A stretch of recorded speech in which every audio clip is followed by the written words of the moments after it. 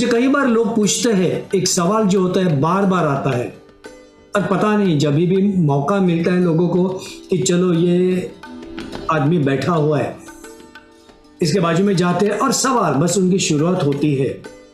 कभी कभी मैं अंदर से मुस्कुराता हूँ। मैं गुरु जी से कभी मैंने सवाल नहीं पूछे, क्योंकि गुरु बोलते ही नहीं थे, मौन में होते थे। एक भाषा अलग होती है। और गुरु क्रिया योग जब सिखाते हैं तो उनका हमेशा यही सिखाना था, खुद कर्म कर, खुद क्रिया कर, उसके बाद में जैसे जैसे अनुभव हो जाएगा तेरा ज्ञान अपने आप बढ़ जाएगा। लेकिन कुछ लोगों को होता है, उनको रेडीमेड सारी चीजें चाहिए। तो वहां पर एक हमेशा सवाल आता है कि मृत्यु के बाद का जीवन कैसे है। जब भी मैं लोगों से मृत्यु के बारे में कुछ भी एक संभाषण सुनता हूं, मैं अंतर्मुख हो जाता हूं। लोग जीवन के बारे में मुझसे ज्यादा सवाल नहीं पूछते हैं, मृत्यु के बारे में पूछते हैं। मृत्यु के बारे में, मृत्यु के बाद का जीवन कैसे है। तो मुझे हमेशा ऐसे लगता है कि मृत्यु के पहले कितने लोग पहले जीवित है, मृत्यु के पहले कितने लोग जीवित है, ये मेरा सवाल है। क्या सचमुच आप जीवित हो?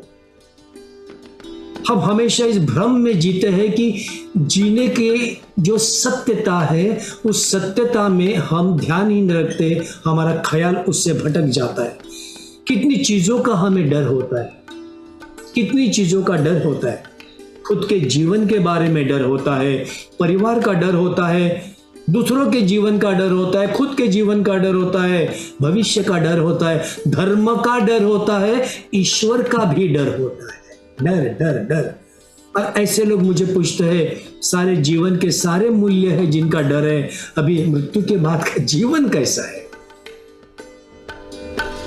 बहुत अंतर्मुख करने का सवाल है। जीवन में जब डर खत्म होता है तो सही मायने में जीवन की शुरुआत होती है। जीवन में जब डर खत्म होता है तभी सही मायने में जीवन जीने का जो अपना पहला कदम जो होता है, इसकी शुरुआत होती है। ये मैंने अपने गुरुजी से सीखा।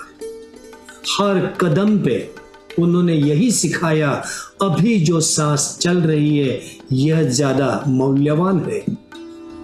एक एक एक एक सांस जोड़ते जोड़ते जोड़ते जोड़ते आज का दिन बन जाता है। एक एक दिन जोड़ते जोड़ते एक महीना बन जाता है। एक एक महीना करते करते साल चला जाता है।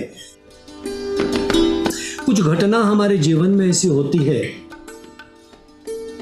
जो शायद कुछ सालों के बाद में एक अलग से इतिहास तैयार करती है।